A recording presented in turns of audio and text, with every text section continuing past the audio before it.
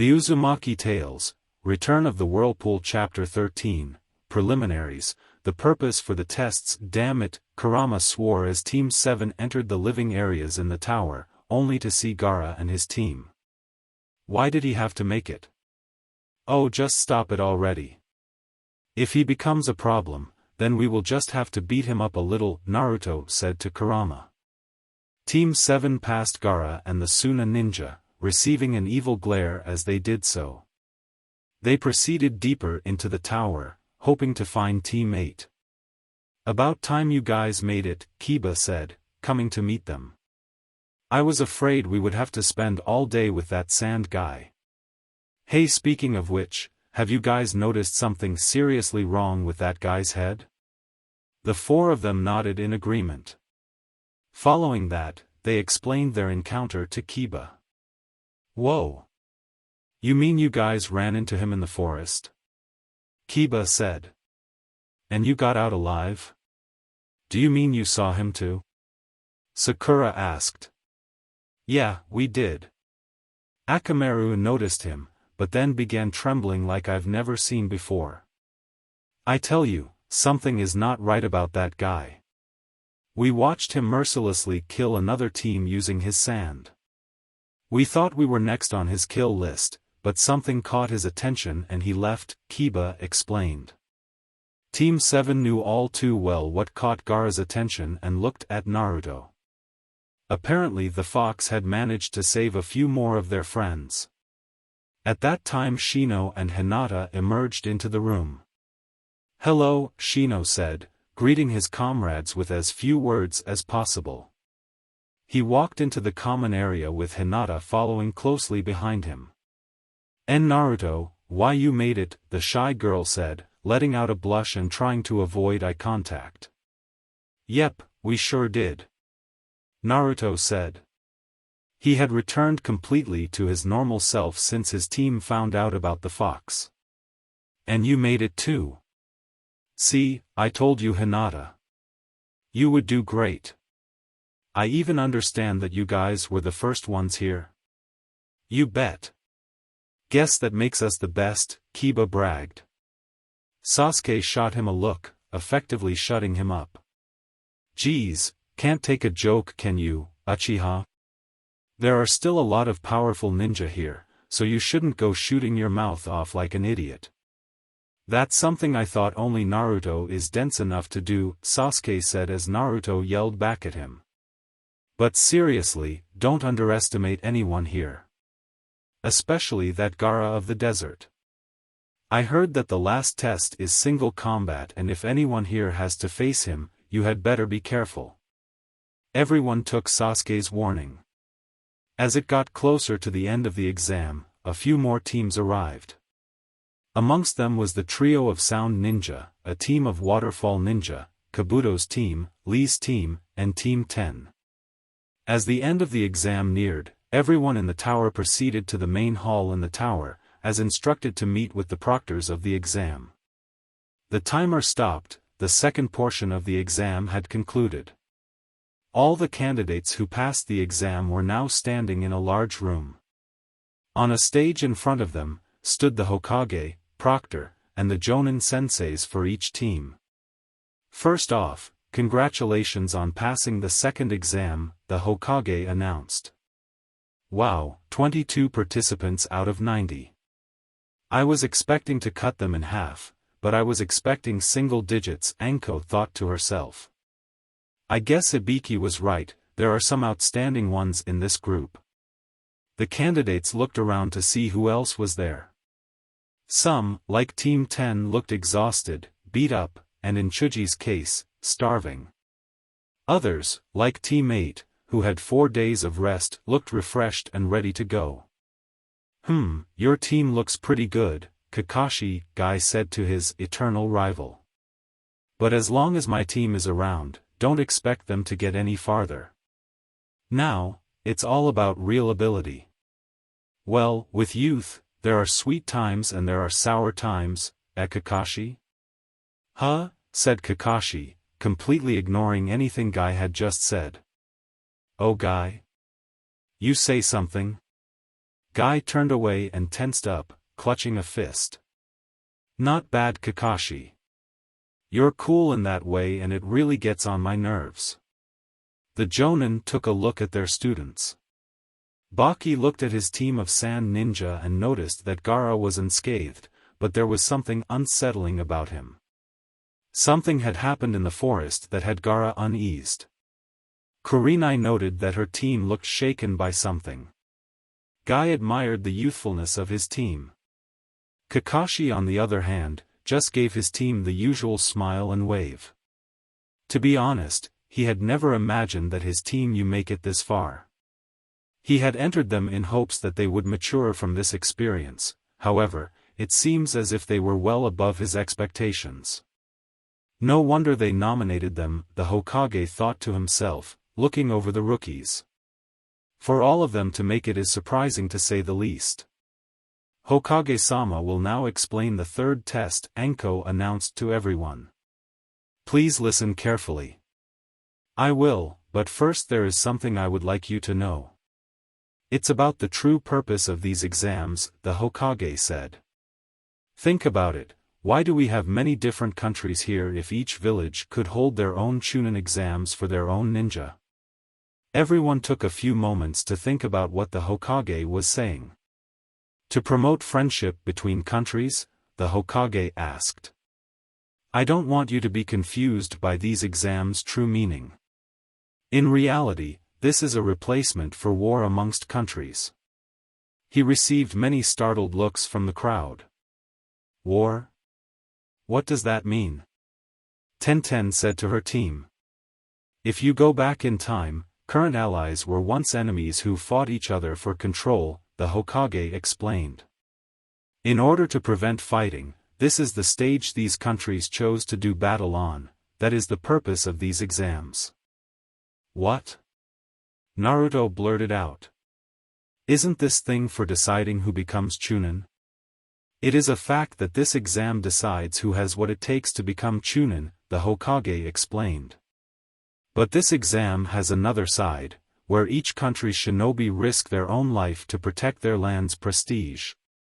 There will be leaders and influential individuals watching the third exam, many of them come from countries that are clients of shinobi. If the strength of a country is clear, that country will receive more clients, and if seen weak, they will lose clients. Not to mention, it will send a message to other villages that our village has much power. The strength of a country is the strength of the village. The strength of the village is the strength of the shinobi. And a shinobi's true strength is born only through life-risking battles. But why do you say stuff about being for friendship? Tenten asked. I said in the beginning, I don't want you to confuse the purpose of this. By losing life and establishing balance, this is the shape of friendship in the world of shinobi, the Hokage stated. Before we begin the third test, I will tell you one more thing, this is not just a test. This is a life-risking battle, with your dreams and country's prestige on the line. I'd like to explain the third test but... Actually, I apologize Hokage-sama. From here on, as referee, will you please allow me, Geku Heiate, a sickly-looking ninja said, appearing before the Hokage. The Hokage agreed. Hello everyone, I'm Heiate. Before we begin, there is something I would like you to do. It's a preliminary for the third test. To decide who gets to participate in the main event. Preliminary, many people questioned in unison. What do you mean? Why aren't all the people here allowed to participate? Sakura asked. Because the first and second tests may have been too easy this year, and we have too many people remaining, Heiate said. According to the rules, we may have a preliminary to reduce the number of participants for the third test. As Hokage-sama said, there are many important individuals and time is important. Now that that is said, if there is anyone who feels like they cannot participate in a preliminary match now, please step forward now and you will be removed. I'm going to quit, Kabuto said. Zaku, whose arm was broken, and one of Kabuto's teammates opted to sew the same. One of the Taigakura ninja did as well. From the waterfall village, there remained one guy and a girl with mint green hair. What Orochimaru said, should we remove Uchiha due to the curse mark? Anko whispered to the Hokage. I don't think that will be possible, Kakashi said, joining the conversation. He is an Uchiha after all. Besides, I don't exactly want to have to deal with Orochimaru's threats. If the mark does not flare up, then let him compete, the Hokage said, much to Anko's disliking. Sasuke turned to his team. I am not backing out. There are too many strong people here that I want to fight, he said. Naruto, I also want to fight you. Naruto stared at his teammate and smiled. Fine, then I want to fight you as well, he responded as their rivalry heated up. Neji turned to his cousin. Hinata, you should also back out. I must admit that I am impressed you made it this far, but if you continue, something bad will surely happen to you, said Neji. Naruto, who was within hearing distance of this, was a little enraged by Neji's unexplained behavior towards Hinata. Bah! What do you know about Hinata? She's strong and she doesn't need to listen to you, responded Naruto. Naruto thinks I am strong? Hinata thought to herself. This gave her the courage to defy her cousin's warnings and remain in the competition. Now, if there is no one else, we are going to begin the preliminaries, Hayate announced. Since there are 22 entries now, we will have 11 matches. Each match will be a one-on-one battle with the match ending when one fighter is dead, unconscious, or admits defeat. Anko said something into her headset and a screen appeared on the wall behind them. This electronic scoreboard will show 2 randomly selected people, who will do battle, she said as names began to flash on the screen. After it stopped, 2 names remained, Sasuke Uchiha and Yori Akado. So soon? Sasuke said, trying to sound surprised. Now, these 2 entrants come forward while the rest of you, please proceed to the balconies above to watch the matches, Hayate announced. Sasuke, you better not lose if you want to fight me, Naruto said to his teammate. Sasuke gave him his usual look, indicating that he was planning on winning this quick. Kakashi also walked past Sasuke. Sasuke, Kakashi whispered. Don't use the Sharingan. If that mark acts up, I will have to step in and stop the fight. What mark? Sasuke asked, sending a surprised Kakashi a smile and wondering what was up with everyone thinking he had some sort of mark. Kakashi looked at the back of Sasuke's neck to find that the speculations going around the Jonin were false and that Orochimaru had not given Sasuke a curse mark. We'll talk about this later then. I guess just forget about what I said then, Kakashi responded as he went up to the stairs. With that, the match began. Yori started off by making a quick hand seal, and a blue chakra aura surrounded his hands. Sasuke activated his Sharingan as Yori sent a few shurikens sailing towards Sasuke, who easily dodged them. Sasuke charged at Yoru, engaging in a quick taijutsu battle. Sasuke had Yori pinned to the ground, but Yori reached and gripped Sasuke's chest, the blue aura appearing around his hand. Sasuke soon felt some chakra being drained from him as he disengaged from Yori. Shocked at Yori's ability to absorb chakra, he knew he would have to fight this battle from ranged, or his movements would have to be quick and precise. How's that curse mark feeling, Sasuke? Yori thought to himself. You are going to have to engage me in close combat. It was then that Yori noticed the Sharingan. What? How does he have the Sharingan activated? He shouldn't be able to without the curse mark flaring up. Apparently Orochimaru never mentioned that he had failed to give Sasuke the curse mark, thanks to the demon-powered Naruto. Sasuke hated to admit it, but he owed Naruto big time for saving him back there. Yori knew he was in trouble if Sasuke could use his Sharingan. He made a desperate attempt to end the fight by charging at Sasuke with his jutsu active. Suddenly, he felt a foot make contact with the bottom of his ha, knocking him into the air. Copying Lee's technique, Sasuke appeared behind Yori in his shadow. Sasuke kicked Yori a few times, making him fall faster towards the ground with each blow. Finally, Sasuke flipped around so that he was on top of Yori and drove his knee into his opponent's gut as Yori and the ground met. Lion's Barrage. Sasuke called out as his final strike knocked Yori unconscious and out of the exam. Ah, Sasuke. You may have avoided me in the forest, but you will become mine soon enough, Orochimaru said, disguised as the Sound Team Sensei. However, I need to make sure that next time the demon brat won't be in my way. Kakashi appeared next to the Hokage and Anko. I looked at Sasuke's neck before the match and there doesn't appear to be a curse mark. I'm going to take him for a further examination to be sure, but it appears that Sasuke has avoided that fate for the time being. Anko looked at Kakashi out of surprise and the Hokage nodded in agreement. Winner, Sasuke Uchiha Height announced as medics came to collect Yori.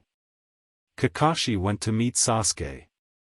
Come with me, the Hokage just wants to be sure, he said to Sasuke as the Uchiha victor followed him out of the room. Where's Sasuke going? Sakura asked out of curiosity. Naruto and Haku shrugged. Next match, Chuji Akamichi vs Dosu Kinta, Height announced.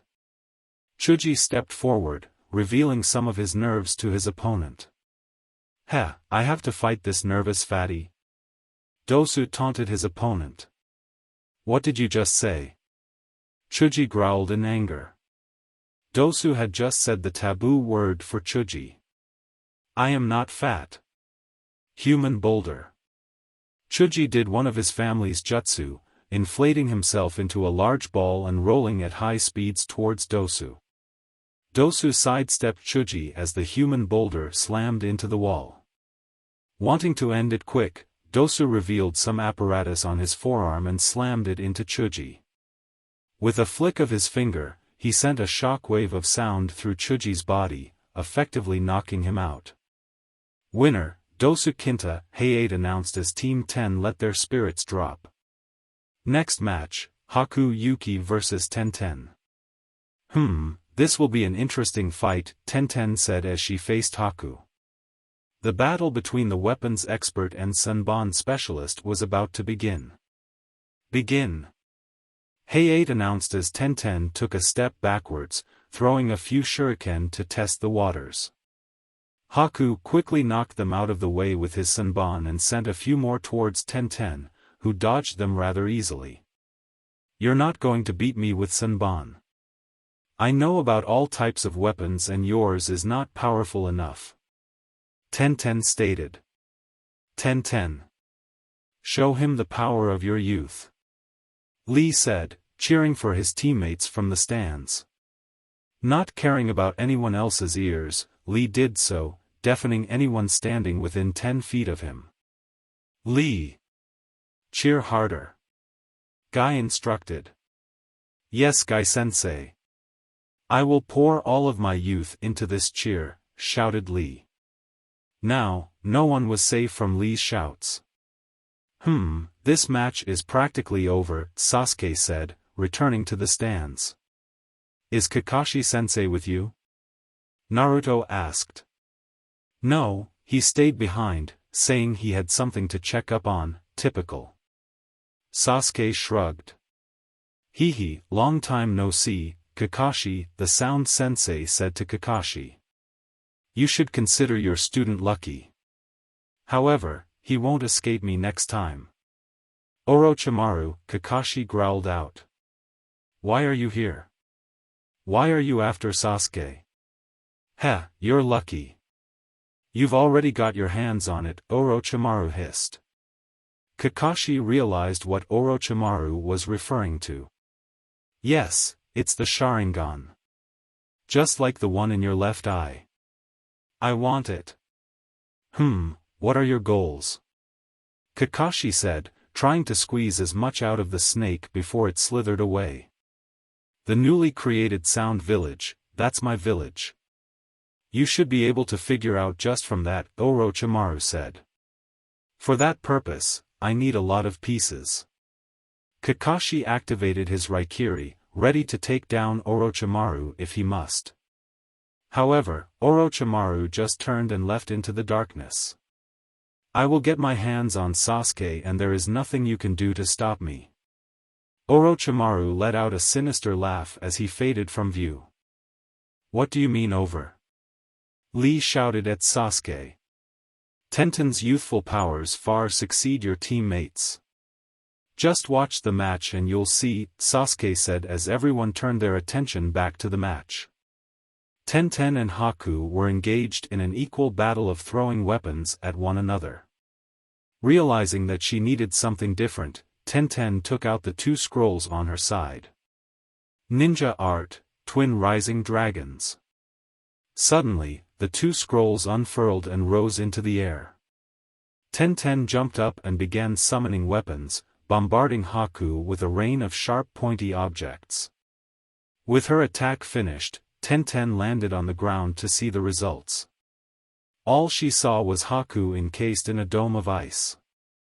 What? Most of the people in the stand said. Team 7 didn't look so surprised. Guy-sensei, what is up with that ice surrounding Haku? Lee asked. Everyone else was shocked by Haku's mysterious ability. Like I said, this match is over, Sasuke repeated himself. Haku has a rare blood limit called the Hayaton. Watch a little more and you shall see its true powers. Hayaton, demonic ice mirrors. Haku said as a dome of ice mirrors formed around Tenten.